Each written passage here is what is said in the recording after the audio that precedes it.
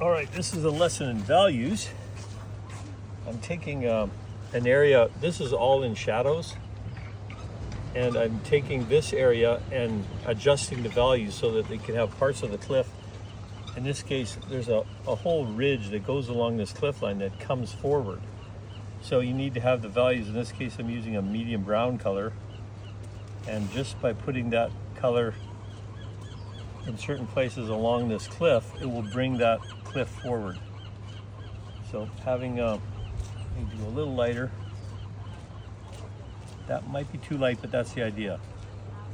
See how this very light brown color is bringing this ridge forward? And the ridge, it goes along this cliff, but it comes up. It starts low to the ground over here. So I'm going to capture that. I'm taking my time so that it's not big globs of paint because it's a very thin ridge line that comes forward. You can see it's coming along here. You tone that down a little bit. I think there's, let's say, 2 bands of color that come through the granite. And if you're a geologist or into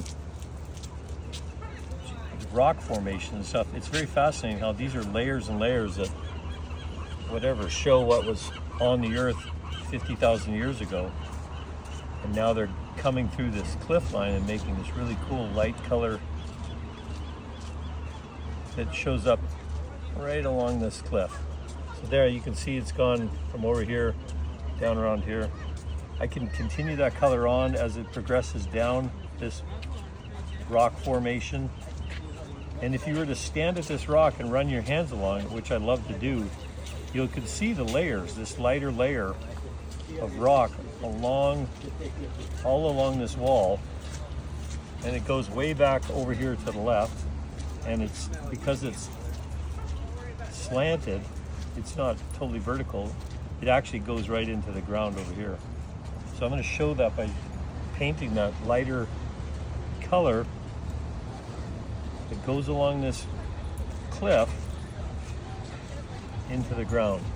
And that will add, okay, so now that I'm here and I have this color, right along the top of this cliff is an area where the sunlight is hitting.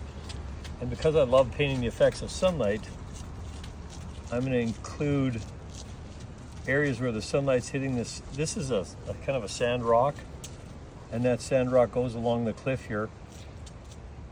And even right here on the edge, the rock comes in, and getting the detail of what's going on in the rock really makes for an interesting painting.